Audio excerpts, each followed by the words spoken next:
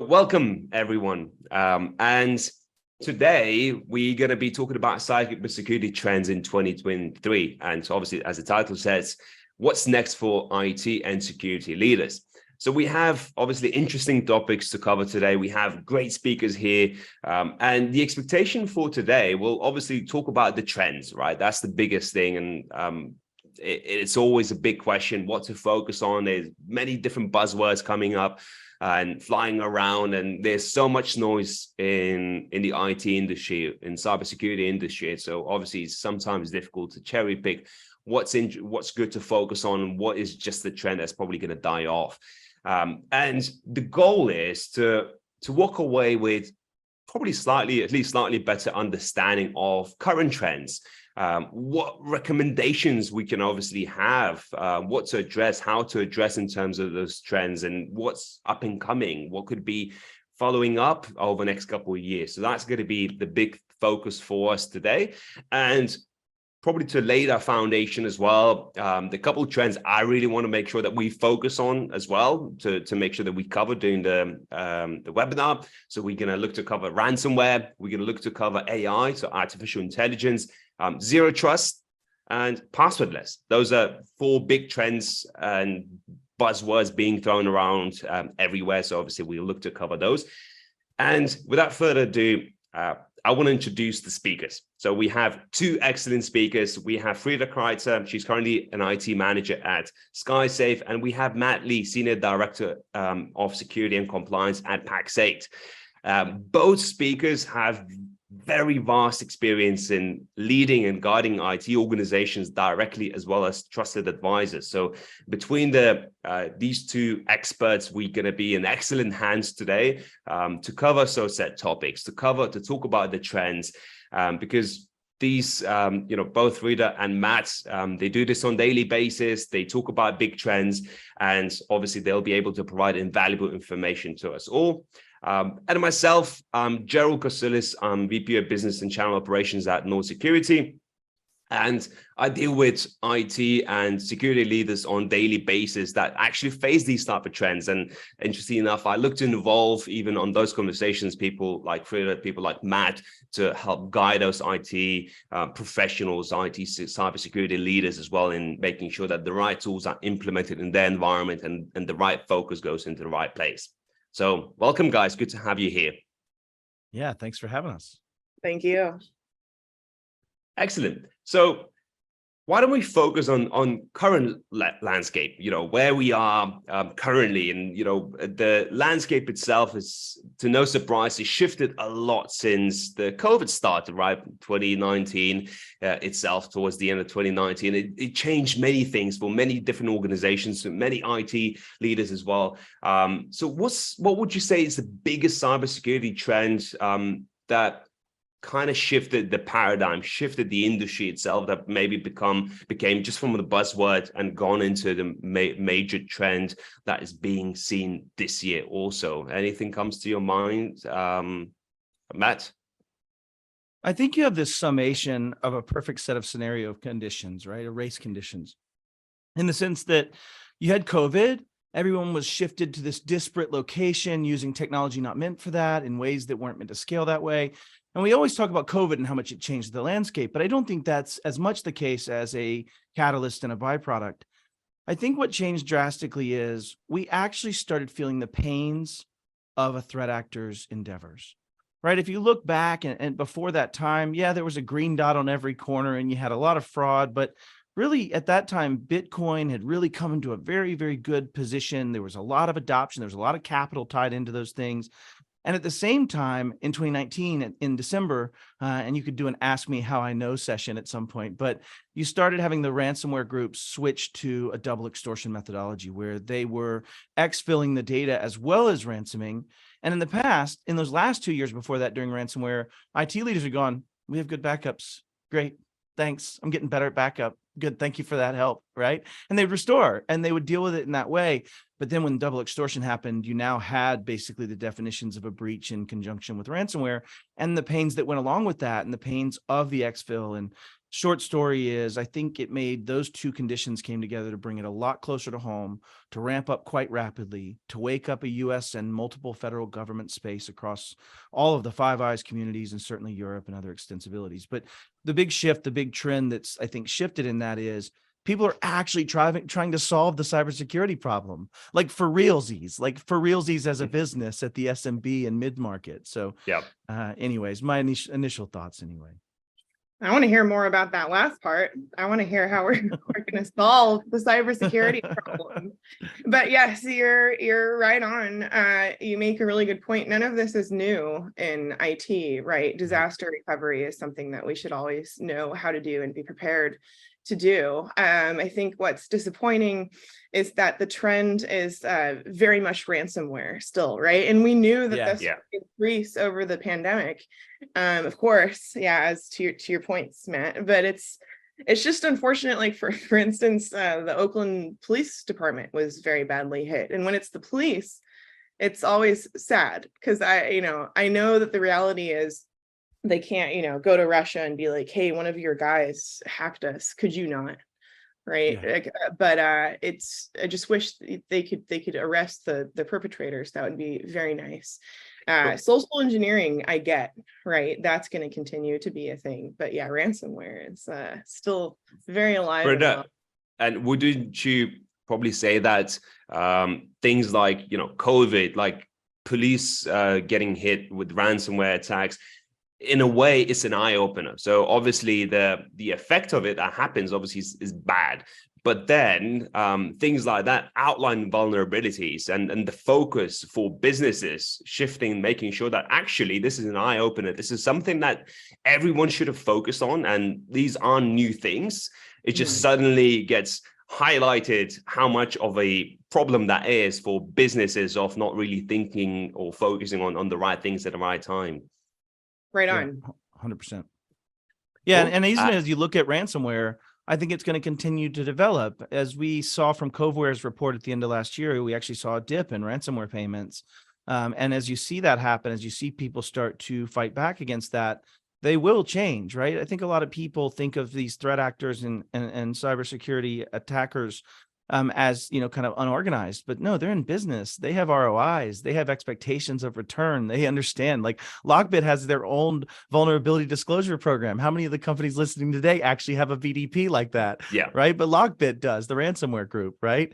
And so you see them change. And, I've talked to a few friends in CISA and some buddies of mine that work in some of the cybersecurity advisory roles. And they're talking about ransomware now, maybe including IoT things like ransoming you out of your unlocking of doors or ransoming the HVAC system to 104 degrees and making those changes in ways that deny your access of business and scalability of business in new and unique ways. So I think the point is, to Frida's point, ransomware is not going anywhere. That's a business model that's been around since, boy, I'd sure hate for your building to burn down, maybe 5,000. And, we see if we get some protection in here, huh? You've had ransomware for a very long time. So it's just going to continue to evolve. But I do think, to your point, Frida, business email compromises and the social engineering side of that has grown extremely large as you see us react by fighting with malware tools to fight ransomware. Right. You're seeing them say, well, I don't need tools if I can just trick your people into wiring $1 million. Right. The worst one I've ever seen is a $1.9 million cash flow interruption in 2 days. And the threat actor spent $40. You see, Matt, I think the big thing where a lot of organizations, they still think that hackers, it's a guy that sits somewhere in a dungeon, codes the whole day and just targets businesses. Actually hacking, as you just said, Matt, it's an industry, right? Multi-billion-dollar industry. And you have sophisticated businesses set up with the whole idea of targeting organizations. So those aren't just a random guy sitting somewhere in the dungeon. No, those are sophisticated, well-run businesses, obviously doing illegal things, but if the money's there for them to be earned and companies keep on paying the ransomware, the attacks and whatnot, the ransom attacks aren't going anywhere. So what about the trends that probably should get more attention or maybe get less attention? Anything that is coming up emerging this year or current ones that we should be focusing on, maybe putting less focus on? Frida, what do you think? I mean, I really like the topic that you brought up of passwordless authentication. I think that that's a really fascinating concept, and not even so much a concept anymore, right? With Apple's passkeys, Yeah. I think it's great in theory. And you already have to do MFA, or you should be doing MFA, so you're using another device already. So Frida, let me quickly jump in here. That's a great. Let's move on to passwordless then. Can you quickly give a brief explanation then? What is passwordless authentication? Fair enough, IT professionals probably know that, but as this is a massive buzzword being thrown around everywhere, especially software as a service companies, many of them claim to support to do passwordless. What is passwordless? So, and most simply, it does mean that you're not using a password for authentication. And I hate to say that, but it means that's very exciting, right? You're not having to memorize and type in a password or use a password manager for all of your SaaS applications. The idea is that I would say, and of course, as you know, everyone has a different opinion in the security field, you're kind of skipping that portion and just going straight to the MFA portion. So it's just this key, and again, air quotes, that's being sent to a device, and usually it's, again, like a phone. It used to be back in the day, we'd have like RSA keys and other methods of authentication that were not so great. Now our phone is pretty good. So using that as your key, so to speak, you can then go into any of these applications. Yeah, I think adding on to that from a clarification perspective, passwordless is trying to represent solving the MFA challenge. And so let's just real quick go into what is MFA. Well, it's multiple factor authentication, and those are broken into three types. There's something you know, something you have, and something you are, right? And so when you think of a palm vein scan or a retina scan, you're going to be thinking about something you are, right? You can't replace that. But when you think about type 1, it's a password. And so when you're talking about passwordless, and to your point, Frida, you are kind of shifting, I wouldn't say skipping, but you're shifting it away from a way less secure kind of protocol that I can be coerced out of, right? Like everybody has the meme where it's like, I need to get this password. It'll take us 1.8 million years to solve this challenge. And the dude gets a hammer and he's like, I'll solve it in like 4 seconds. Give me your password, right? And it's because it can be coerced. And I think that's the point, is that passwords can be tricked out of, coerced out of, where passwordless is a cryptographic, and I'm sorry to be big words, but cryptographic representation of you that is very hard to beat. It's really large math. And so that key that we're holding when we're doing a passwordless type transaction is really just proving that that's that key. That's really it. And that I have possession of it. Same thing with Frida's phone example. It's a pretty good representation of the thumbprinting they do of your device is your device. And it's not like the old text message where I can just SIM swap and attack. So I say all that to say, is it a buzzword? Yes, because people are tossing it around without putting parameters on it. What does it mean? What's the extensibility of it? And I think you have a disregard for the passwords you can't do that with, the systems that don't have SSO or single sign-on, which is a key tenet to passwordless because of the identity side. Anyways, I'll get off my soapbox, but I think passwordless is a lot of the right things being solved, but again, a great representation of a lot of the wrong marketing leading the conversation, in my opinion. And Matt, do you think that passwordless can potentially replace traditional password-based authentication in the future? So I know we're not there yet, but I live it now. And I think maybe you're queuing me up or pulling my string, Gerald, but there's a situation that's starting to exist of a haves and have-nots, right? And it really comes from this one premise that if I was to start a company tomorrow, or if, let's say, I worked for a $1.7 billion company right now, I would only use an identity-centric model where I had either Okta or Microsoft or some other methodology of an identity or IDP. And then I would have that go and serve my SaaS apps, to Frida's point, where I can sign in and I've brought all my authorization and authentication layers back to one single identity that I can actually control, manage, and monitor and respond to in kind. If that case starts, that means people with brownfield, people that have tons of existing infrastructure and applications, like let's say major corporations, have a bit of a disadvantage. And especially in a lot of companies that have those type of things also are kind of stuck, unable to live fully in one world and instead live in a hybridization methodology of the two. And I have a lot as a RECA, I think this says RECA here. It has a lot of attack surface for that because of that. And you see it play out all the time. So I think the have and have nots is that somebody asked a question in the chat of how can small businesses deal with this? If I had that only identity centric world, and let's say I had some type of a ZTA layer or some type of a SDP layer, software defined perimeter layer, like maybe Nord layer, let's say. But if I had something like that in front of it, I could have a pretty secureable world with one central identity to manage, monitor, and deal with. And that's really scalable for small to mid-sized business, I think. And so I actually feel like the have and have nots mean that if I also take this world where everyone's consuming very similar SaaS apps, very similar API infrastructure, very similar structure of the front end, I can script it all. I can make your experience feel like Angry Birds when you launch it on your phone. It just works, whether it's on the beautiful iPhone or on some Android phone, right? Yeah, go ahead. Cut me off. Pull me off my pulpit what are here. the challenges of it then? It sounds all great. Companies should be doing that. And obviously the industry, everything will take a bit of time to fully catch up, right? Because this is a new implementation for passwordless authentication everywhere. Yeah. And we know that not every website, not every application does that yet. But what the limitations of it? Do we have any? Great call out. I'm sorry, Frida, if you want to go, you always. No, you're on a roll. I'll roll. More about Angry Birds and the gamification of. Yeah, we will get into that. That's a big key tenet. Ask Keith Nelson in the audience. Yeah. The limitations of that is you still have to matriculate the world that existed as brownfield. And I think this is where password managers are still a critical aspect of that identity centric world, where I look at a password manager as the place I have to put stuff because they don't work with what I need. I have to put stuff because they may be burner identities or things that I'm using for some kind of demonstration purpose that has no real data. But there's always going to be a pool for that need of a randomized password that's large and long and hard to crack, that is that I can use to differentiate my other, like I call mini-mats, right? And so I think that's kind of the whole picture of it, right? You have some protection layer on the front end. You have some identity layer that you're using to consume as much as possible in a single sign-on fashion.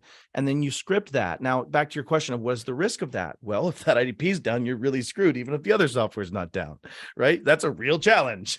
It's unfortunate. There's no protocol to solve for that right now, today in this world, right? It's all based on that one email. And I've played that game, unfortunately, created that game, unfortunately, as an engineer. But that's the limitations. I will say, though, the benefit and cost outweigh conversation comes to mind. The other thing that's a real risk is obviously vendor lock-in, right? You get into some challenges that if I am now with that one identity provider, I have a lot of work to move from it, and a lot of my own brownfield I've created in that identity space. So yeah, it makes sense. And I think, long story short, completely. I agree with you both as well, and it makes sense because most of issues, even with data leakage and whatnot, starts with human error, right? With us maybe forgetting password or creating unsafe passwords, because we are creatures of habit, right? As human beings, so we always try to keep to our habits and still create passwords that we'll be able to remember, even though we don't need to remember no more with password management solutions, for instance. But passwordless will definitely help with that. So I am conscious of time, so I would like to move on into a couple other buzzwords, so to say, trends, and obviously we can hopefully have some more time at the end for questions and answers, and if anything else comes up around passwordless. But why don't we jump into ransomware? I think that's a big one as well, good to focus on as well. So I'm curious to hear, obviously I get involved in it on a daily basis, but probably audience here is curious to hear, how has the landscape of ransomware evolved over the past years? And because obviously we've seen ransomware being talked about everywhere. Does that mean that we keep on getting more attacks, or is it just getting more attention now from the media that companies should be focusing on it more? What's changing? How's that landscape evolving? Frida, maybe you want to start? Sure. I didn't jump in because I spoke on it earlier a little bit. It is evolving in that, yes, like it's increasing, and it's still a thing, like we said earlier. It's something that when it's a nation state trying to attack you, that's kind of a little bit of a different scenario. There's not so much you can do about that. I mean, you can, but it'd be really hard. I think it'd be really difficult. Like Matt and I would have to talk offline about that, But well, the resources they put into it, right? It's difficult to match that. Exactly. Like if you're that well funded, it's probably you're probably out of luck.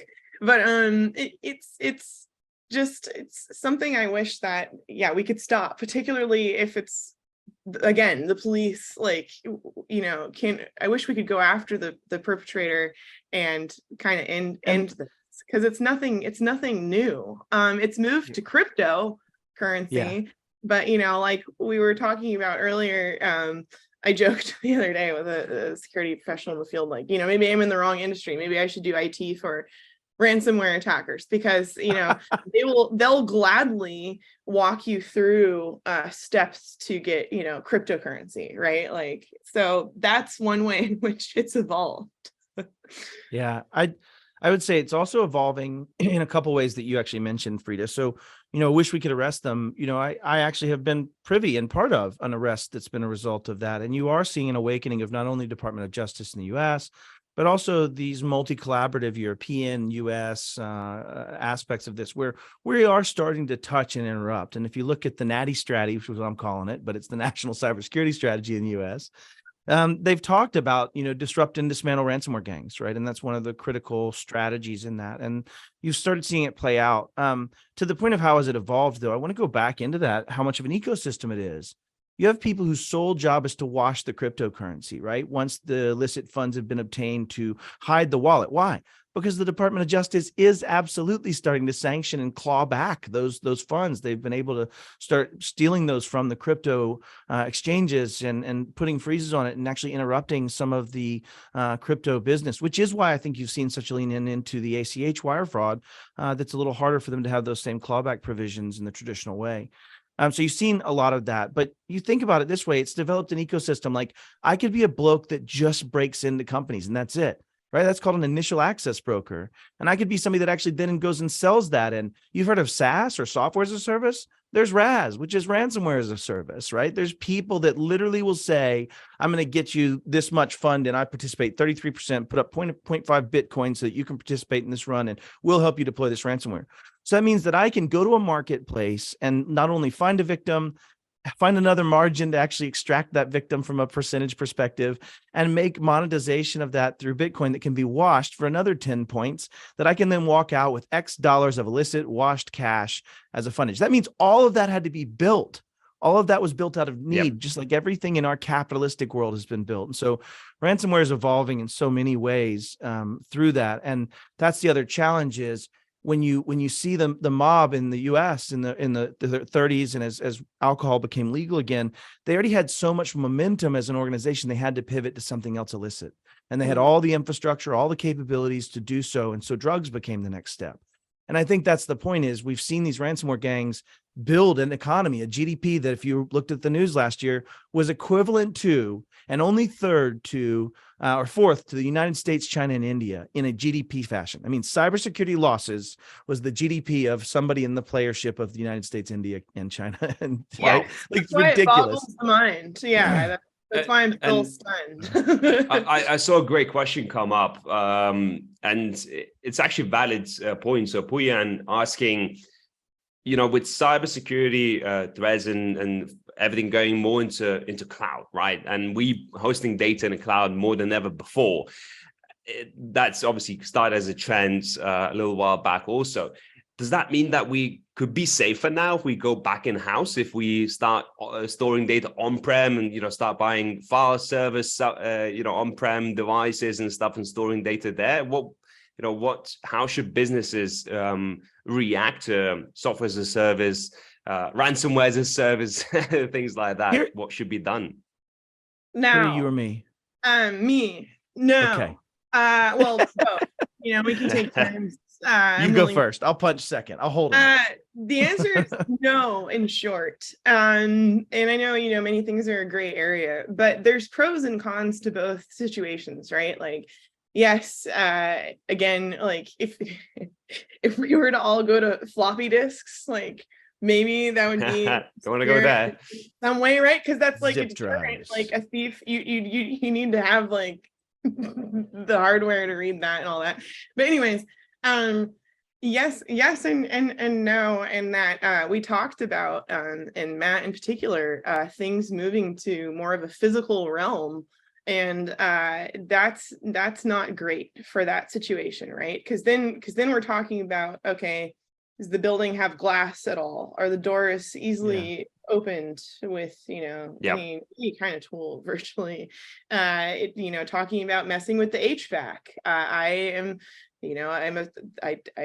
take great care of the network closet and server closet. That would kill our entire network, or any company's network. If you have servers on-prem, then all of that data is gone, right? So, but if it's in the cloud, like Matt said earlier too, like if your IDP gets compromised, I mean, that's really unfortunate. You're that's really bad. And the same thing with, if you're storing all of your data somewhere that also gets compromised, like that would be you're opening another kind of worms, right? Like if you go back on prem and you rather probably focus on the right security measures, the right cybersecurity resilience posture, right? Than going a little bit backwards. And I'll tackle this from a slightly different position, right? In the sense that if I am a government of any country, and I won't just say US, but this is the lens today, and I have a choice. Do I either deal with the billions and millions of different companies, maybe the 100,000 different MSPs? Where do I regulate this layer? Where do I do? Do I want to boil the ocean and actually ask Sally or Johnny, the company owner down the street, to have these certain maintained standards? Or would I rather see some aggregation at scale and then put the onus on the one making the profit from that? And in my case, that would be your hyperscalers. It'd be your AWSs, your Microsofts, your Googles, your players that now have the ability to say, why the hell do you sell something that's insecure by default? Why do you even make it to where they can put the wrong choice on as their decision? And you can start putting pressure there in a way that has never existed before, that you couldn't do if you were chasing down every mom and pop that's actually chasing down different methodologies inside that infrastructure. So I feel like, in my opinion, it is a greater good conversation. And while there's still risk, there's still challenges, there's things there, I don't think this gets solved if every single person that wants to make a car in their back garage can. And that's why you have Toyota and Ford and I don't want to leave people out, but you understand the concept. So the point is, this is not something new. This happened when we started making unsafe vehicles, when we had regulations that said, hey, you can't just sell unsafe software, guys and gals. And I think that's the trend that comes off of this, aggregation of identity in certain hands, is that I can at least manage what those have to manage what good looks like. Absolutely. So I do have, so my next question is going to be somewhat finish up with a ransomware. We'll probably come back to it, but I've got $1 million question, quite literally.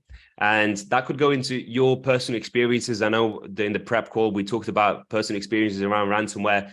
That question is to pay or not to pay. Yeah. That's a great. So I'd like to hear from both of you, because I know both of you have personal experiences with ransomware attacks. But yeah, the question is to pay or not to pay. That's always the biggest question, especially for smaller organizations, right? So, Frida, do you want to take it away? I know, yeah, it's a big question. It is. But maybe you can share some of your experiences as well, how you guys dealt with, or how you dealt with ransomware attack, and what would be more personal advice from you, because I know this is not necessarily, we're not looking to set the standard, but just share your knowledge. Yeah, it's I've been at a few companies that have had ransomware attacks in situations, and it's always terrible. Meaning it's like this end of the world, sometimes you could feel, right? Oh yeah, or end of your company, right? And the interesting thing about that is it's not this like sudden death, right? It's not it's bleeding that's the end of that company. It's exsanguination. Yeah, it's really painful. So like, and it's always like the CFO, like the financial controller, or someone who gets hit, or something happens, and man, I wish we had more time, because talking about baking security into your product, like this would really help. But anyways, every time that this has occurred, the FBI has gotten involved. It's been this like extremely long process, and they do end up paying in the situations that I've been in. Do I like that? No. Right. So I think that's why it's such a difficult question. It's like, they shouldn't be paid. Like, no. The answer is no, don't pay.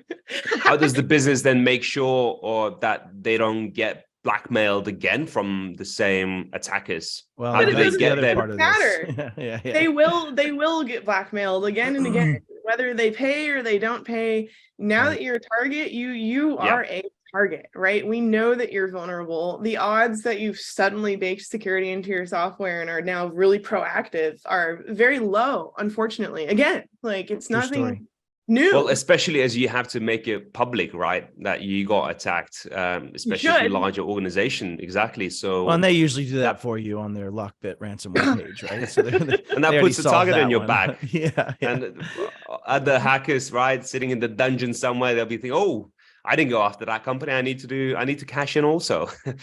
Okay. So then you're going to Matt? hate my answer to this, and it's going to be, it depends. And I think there's this challenge of, as a business, your job is to feed the humans that work for your business and make profit and growth in their capabilities and what they get to do in their life, right? That seems to be one of the targeted aspects of being a business.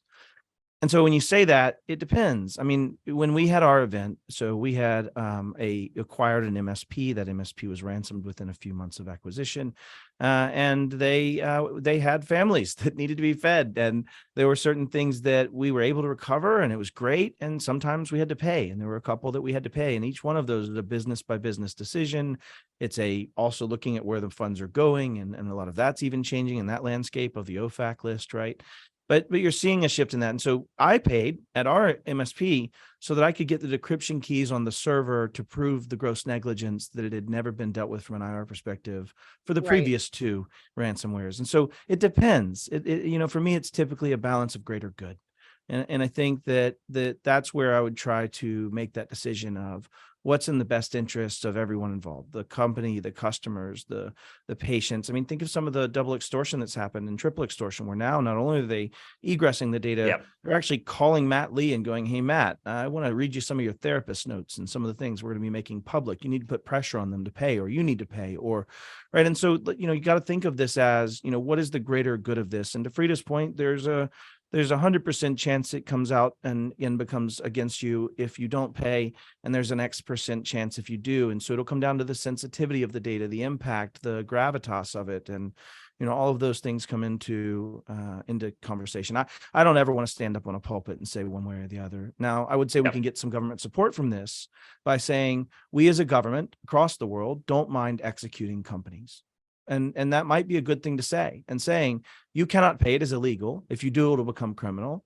And if you do not pay and you've got a business, we are okay doing the funeral rites to put up the next sign for whoever stands in your business place. And I think that's a decision you can't make as a general public practitioner. That's going to have to be made as a government. And I know I'm going to get people screaming at me in the audience on this one, but I don't think it's in our hands. And I think until it is, it's going to always be it depends answer on that question. I really agree with that. I wasn't going to say it depends because that's a cop-out, but no, I'm just kidding. Yeah, I know. It really Did you just agree and slap me? That's why I love you so much. This is fantastic. Thank you. Did you like that? Yeah, no, it was nice. I appreciate it. It's the end of our panel now. But no, I strongly agree with you. Like that, it is the government. The government should really step in and.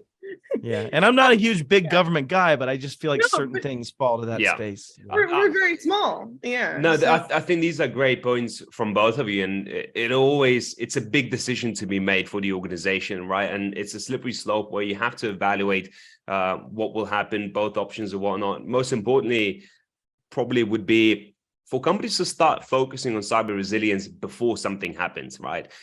I deal with companies on a daily basis, small to large to enterprise, super large organizations. And the continuous trend I see, especially from smaller organizations, those companies thinking that, well, it's not going to happen to me. What are the chances? Well, less than 1% that you're going to get attacked.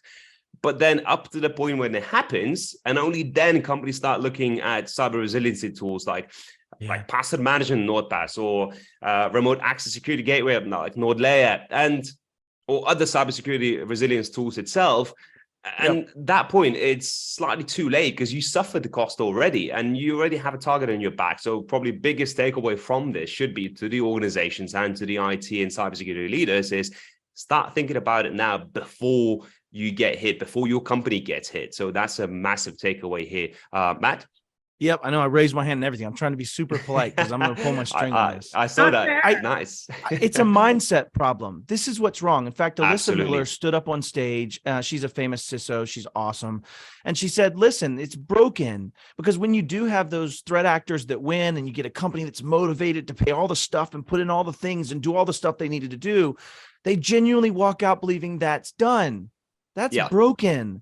Because then they get mad when they have another compromise. The point is, this is a mentality. This is a continuous improvement model. This is one of those things where, just like any business risk, you're going to have to deal with it on a continuous basis and start to assess, what am I okay with from a risk perspective? What's changing in my landscape? And I think to the point of this is when people lean into this, they shouldn't lean into it as an investment to get where I need to be. It needs to be a continuous understanding of this is going to keep changing. To Keith's point in the chat, and to seek out professionals that can help me with this. I need to make sure that we're making the right decision. And then it needs to become part of a QBR. It needs to be part of the things we think about. And so I just want to set the expectation correctly that this is things are going to change and they're going to keep changing. And I just need to be flexible enough to keep changing at the pace that I'm comfortable with, at a loss ratio I'm comfortable with, right? We talk about cybersecurity as if it's protection.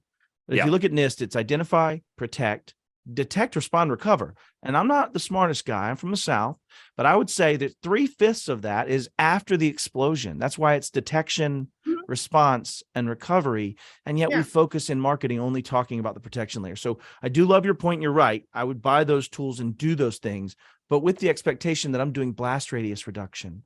I'm limiting the damage so I can keep surviving and be resilient. Resilience isn't never taking a punch. But you shouldn't have to be, good. Right? Like this is all reactive. Yeah. And to your point, Gerald, we should being proactive shouldn't be this wild concept. And you're not dumb, Matt. You're highly intelligent, which is why you're going into really complex terms here. But to that point, don't overcomplicate it. Right? We're dealing with people. So keep it simple. 100%. Right. So how do you break down these concepts to people who are the ones who are compromised? And it's usually not insider threat. It's usually not an employee at the company. It's usually a contractor. It's usually a consultant. So someone who doesn't know policy, someone who doesn't have a company computer, someone who doesn't use a password manager, right? Someone who's easily susceptible to social engineering because we keep using this dungeon example. Doesn't sound like a great place to work, right? Yep. So not surprised. However, it's really not super complex to be proactive about this stuff when it comes to just educating and training people. And I don't mean here's my phishing presentation, don't open emails, no one listens to that. No one cares. Part of the problem is that it's driven home so much. We hear it so much that people ignore it. And yes, your brain is not made to kind of hold passwords, 16 character passwords in your head. Right. There's a lot going on there, but it's really just kind of educating and knowing yes, this will happen. Because to your point, Gerald, so many organizations, and particularly really small places too, or nonprofits, really sad, think oh yeah, it's not going to happen to us. Why would we be a target? And it's well, you've plenty of PII, right? You still have stuff that will get someone, $5 a pop for your profile. So or whatever. I would obviously let's move on to two other sort of buzzwords and trends, right? So I want to make sure that we have enough time to a little bit talk about zero trust and AI. I know we're running short on time, but maybe zero trust could be a good thing to move on to, a good trend, because it kind of can help with that cyber resilience itself. But many companies also fail to understand what exactly zero trust is, because same as with passwordless, so many companies, software as a service companies and software organizations throw the word around zero trust this, zero trust that. You can go to the event and pretty much every booth is going to say zero trust. And it's difficult to understand and see beyond it. How can that help? And it was interesting because based on Microsoft's Zero Trust Adoption Report, 96% of security professionals believe that zero trust strategy is critical to their organization, to their success. So can you explain why it's becoming such a popular trend in cybersecurity, and perhaps even to step back a little bit and give a quick overview? What is actual zero trust and not just a buzzword? I can hop in. You go first. It should have always, been a popular trend in security, but I'm glad that it's increasing. So zero trust to its most extreme, and Matt, you and I have really different backgrounds, which is awesome. But for IT, I'll use the network as an example. If you waltz into the company, should all of your devices be on the network, right? Or should we add them manually, or is there some other way of verifying that your device is okay to be there, right? When it comes to a person, that's one thing, or a guest on site, or a contractor, that's an example. When it comes to an IoT device, that's another thing. So, and this is where I'll sound particularly salty, like a like a beverage machine, for instance, or Sonos. And I love music, it's great, but these things can be just a hacker's dream, right? It's something that's vulnerable. It's a way of entering the network, and then your company could be compromised and we don't even know. So that's hackers in the dungeons love it. Absolutely. 3 out of 10 agree. Yeah, zero trust is this shift from trust first, then verify, right? Which is this concept that, this contractor's coming in, let them in, they had the password, we're great, let's move forward, we're fine. And then we'll verify if things look weird or if they're doing bad things. And so you get in this cat and mouse game of, and I'm definitely oversimplifying, but you get in this cat and mouse game of being able to catch whether or not what Matt Lee's doing is bad once I've gained access to the network. And instead, you see zero trust shifting to verify, then trust, right? And then even if you trust ephemerally, right? It's an impermanent trust that could shift at any moment and could move. And trust no one, verify all. Yeah, and it is that point of the ephemerality of trust is what's spoken to there. We used to think, well, the walled garden method. And I'll make that approximate from a networking perspective of saying, we're going to have this one gate that things can come in out of. Wait, that sounds like a castle. Let's use a castle. So we're going to have this castle that has a front gate, and it's going to protect the people inside. And we're going to have a water source and food for 3 months so we can withstand a siege. And we're going to be able to protect from those baddies on the outside, right? That's the walled gate. Then cannons were invented. And castles then suddenly became very non-desirous. And I think that's where you're starting to shift into the populace had to live in a city. You had to be exposed to potential threats to your city as people in your city. And it's a very different world that changes to a very different policing model, how you would structure that. And from a summarization perspective, zero trust is living more in that world where I want to know the device posture is healthy, that it's got the right tools, that it's using layer for its access because it's coming from the right IP before I'll ever let someone try a password. Why would I let anybody even try a password if they're not meeting those conditions? Mm-hmm. And what if they're not on a device that I regulate? Back to Frida's point of they may not have corporate devices. Well, guess what? Not welcome on my network. Can't sign in. Sorry. And so you get into this world where zero trust or ZTA or ZTNA or all the different flavors of it from a buzzword perspective have been abused to mean many things because it does mean a lot of things. It's a strategy. It's not any one piece of technology. So Matt and Frida, by the name report by Microsoft, right, we can see that security professionals they see the value, they understand the value of zero trust, and of course they want to speed the implementation of zero trust itself in the organization. But how does one ensure that stakeholders in the organization is on board? How to make sure that they understand the importance of zero trust and the model of it, to be committed to its implementation? That's probably the big question and the big issue that many cybersecurity leaders have to face: how to implement it, how to get the stakeholders on board to make sure that such tools are implemented. How do you go about that? Yeah, it truly is, particularly at non-tech companies. I've noticed. I thought I was much better at articulating technical concepts to non-technical audiences than I am. Because it's so hard. Because like I know I'm a nerd, right? But like it's also just, it's so important. Like if you want your business to live and thrive, you know, like it's just so important that you have these layers of backup and like security, and you know who you're talking to is who you're talking to, right?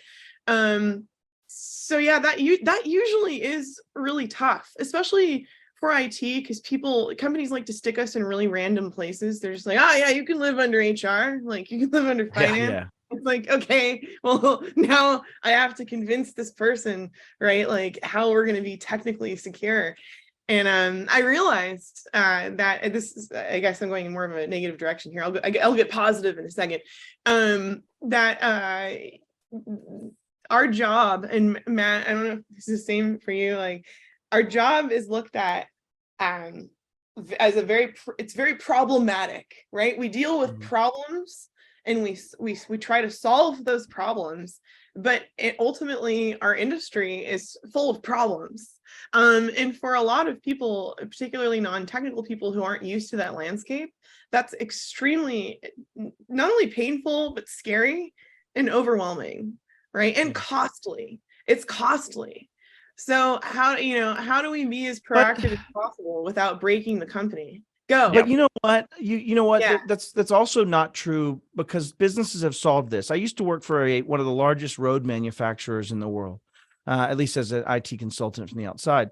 And you know what they never had a problem solving was when they had concrete or ash shortages, or when they didn't have the right flow, or the trucks were broken, or the things were not in the right. You know, they really learned to operationalize that. Keith Nelson said this in the chat. The more and more we start to understand that tech isn't just some plumbing pipe that you never have to look at again, and it's just going to solve business needs, and it is actually part of the business's success, then this solves itself, because they give people the appropriate ability to solve these challenges in their body of knowledge, right? Like the dispatcher, she rocked, bro. Like she ran that 12-person dispatch office like a monster. When problems happened, they understood the body of knowledge and expertise was in their hands to solve that, and they trusted them to do so. And they allowed them to be not a cost center, but an execution center directly tied to profit. And I think that is part of this stakeholder challenge, is that, you know, when I was a small MSP, my CEO had a client saying that computers weren't an investment. So you know what? Great. I'm going to come pick up your 140 desktops, and I'm going to put them in a warehouse for 3 weeks. And when I come back, you tell me if it was an investment or if it was a cost. And you want to bet which one he fell on? It was an investment, right? And I think the conversation is that's shifting. Yeah. I understand, but it is shifting. Is my point. You're right. No, you're totally correct. I'm on your side. Right. Oh, I don't feel adversarial. I think we're good. No. I'm saying that you and I are on the same team. It's the company that's looking at this as this costly thing that it shouldn't be. Yeah. And also to your point, your security, lucky you. So you deal with more external affairs. I'm merely IT, right? So I'm internal. I get treated as a janitor and a lawyer. So it's like internally.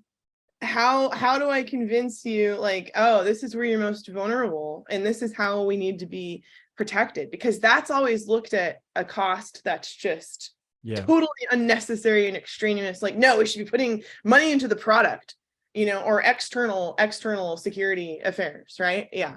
Yep. Yeah. But what product are you going to have? No. So exactly. Just the last thing. So I know I mentioned we're going to touch on AI, and we are running very short on time because we want to have a few minutes to close off also at the end. do we want to touch on AI? Because it obviously is such a massive topic, so we probably only going to have couple of minutes in that topic. But I would say, even personally, I'm not an IT professional. I'm on a business side in IT, but obviously AI is being thrown everywhere. Like even today, we talked about AI, right? AI is being part of attackers, hackers, ransomware attacks. AI is being part of the organizations and being talked about. ChatGPT, it's a big thing also, right? So we looking at the future itself, we can see that AI and development of AI and its innovations are moving at light speed, so it seems. And cybersecurity itself potentially could use the utilization of AI. So what's over the horizon with artificial intelligence? What impact it might have in a field in cybersecurity, cyber resilience? Is it something that we should be paying a lot more attention now, or we should still wait off? Because ChatGPT, we talk about it now, but it's actually been around for a long time, relatively speaking. What do you guys think? Matt, maybe you like to start? I'm Just a few investing in minutes, Skynet. couple sentences.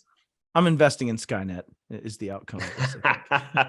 Yeah, we'll see. No, it's going to be a very useful tool, and to keep it succinct, I think what's great about it is anything that we have that makes us talk about the topics of technology, that makes us actually learn about these things and gets the words out there, are great. And I think just like every other tool that's been invented, this is going to have positive and negative and changing impacts across the board.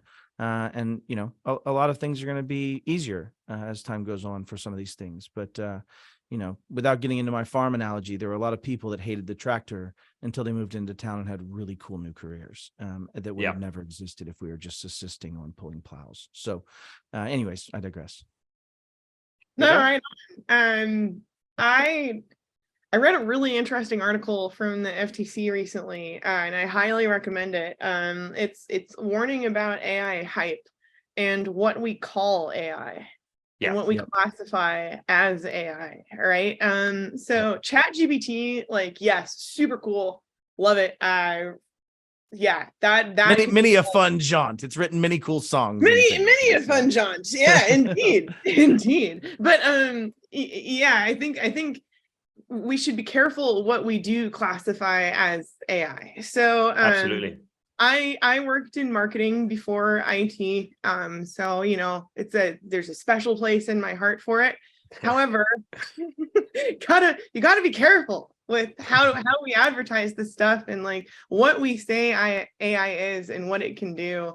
It is very cool, and I think that it is becoming even increasingly so it's probably better. But yeah, probably one of those trends where we shouldn't jump into it, headlessly too fast. And I agree. I think it's cool. Everyone's talking about it. Everyone's trying to use it and whatnot. But I agree. I think we don't really know the capabilities of it.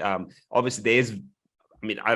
Listening to you guys, there is definitely value from AI and using the algorithms, because we hear that hackers using AI algorithms to guess passwords, right? With having certain trends going on and whatnot. But then what does that mean? Means really nothing. Yeah, right on. I've seen things that are you can write malware and with ChatGPT and can you? Yeah, I'm looking at you, Matt. I don't know. It's okay. So I do want to jump to one novel. of the questions actually the audience had as well, and this could relate to everything, right? To ransomware attacks, to zero trust and whatnot, and obviously saying with recession and horizon, so obviously the markets aren't necessarily as stable as we like them to be. How do you make sure that the right amount of money is spent on cybersecurity projects? It's a great question, because maybe it shows that there could be that stigma where people and companies think that cybersecurity measures will cost millions. It doesn't necessarily need to be that way, but what do you think? That's a great call out. Actually, I want to give you props for that one, Gerald. You get 1 point in Matt's virtual point book on this one. Yes. And it's that a lot of this is a mindset. A lot of this is choice, right? One of the hardest parts about, let's say, meeting a CIS control that I've found is taking away local admin rights from users, especially in a technical basis. And when you do that, it costs literally almost nothing other than the support desk costs and help desk costs and some of the things that have to be set up correctly. It really is a hearts and minds challenge. That's an executive having the first whiny Matt that comes in and says, I'm going to quit if you don't allow me to do the stuff I want to do on my machine. You know what? Can we just get an exception for Matt? We don't want to, like, that's where the attack surface starts to be, created by those humans. And so when we talk about cybersecurity, your call out of saying it's not all a spin, it's not always that's exactly it. It's us doing the same thing that makes sure the concrete trucks show up most of the time, that my drivers are able to meet demand and load, that I have the right ash supply coming in, that I have the right water and I have the right mixers and power and failover power, right? Anyways, I'll get off anecdotes, but the point being is you're starting to see that understanding play out, I think. Yeah. And just before Frida, jump over to you on this as well. I know it's going to sound salesy, and obviously this webinar has been brought by Nord Security, but it goes into even with us, Nord Security, we have great cyber resilience tools itself, with Nord Layer, remote access security solution to protect the network and the users and the organizational data itself. We have password management with NordPass, and we have encrypted cloud solution with Nord Locker. So we have tools as such available at your disposal. So, that's a good way to start, and feel free to reach out to us, and feel free to reach out to Matt, and he'll be able to, talk about Nord Security Suite a lot better than, I probably could from a technical perspective. But I digress from that as well. I thought it's worth mentioning, and that could be at least the first step into cyber resiliency world and focus of it. Frida, do you have a point to add here? Not necessarily about Nord Security, but just in general around the attitude itself into the investment of cyber resiliency tools. It sounds cheesy, but just, stay vigilant, stay safe out there. If something doesn't feel right, you don't trust something, or your gut tells you otherwise, you're most likely correct. The phishing attacks, and it's called smishing and vishing too, which gets all the fun letters. Really fun. Yeah. So it's just greatly increasing. So a lot of texts, a lot of emails, a lot of attempted man-in-the-middle attacks. Use MFA as much as possible. And come That's hang a out great with point. Matt and I at his podcast. Yeah, we will be doing that. We're going to have a long form discussion. Any last key takeaways for leaders here listening in today, IT professionals, even someone like myself? I jump in on this webinar. What's the big takeaway here in one sentence? What should I leave this webinar with on being on top of my mind? Stop trying to be the smartest guy or gal in the room. There are plenty of frameworks. The question the guy or gal asked about the spending in a recession. Well, how do you know what you're doing? What is the breadth of domain of protection that you need to be dealing with? Frameworks answer that, right? CIS has 153 little do this statements that if you do each of those, you'll greatly reduce your risk and reduce overspending, because you won't duplicate efforts in the same place. And so I'd say be pragmatic and stop being the smart guy or gal in the room. That'd be my advice. I love that. What about you, Frida? Any a last key takeaway sentence before we wrap up? I'm really happy that we did this. Continue to do these types of things. This is awesome. Keep educating yourself as much as possible, and be serious, but also have fun. Absolutely. I love it. And I think, IT, cybersecurity, cyber resilience, everything, keep it interesting, keep it fun. We are in the world of educating, right? And as a security leaders yourselves, it's all about education of the users like myself that aren't necessarily tech savvy, and users like myself, we care about being educated, using the products that are gonna work in the background without us having to worry about it on a daily basis, right? And that comes down into education. So I loved having you both here today. Thank you, Matt. Thank you, Frida. Definitely great webinar. I found it very interesting and educational for myself, and hopefully the audience found it the same way. Like I said, feel free to reach out to me, ping any one of us, Matt or Frida, on LinkedIn with further questions. And keep your eyes open. Definitely more webinars coming up. Matt Lee has an excellent podcast.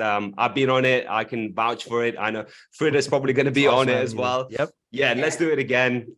So have a lovely afternoon, evening, morning, wherever you are, and we'll keep it going.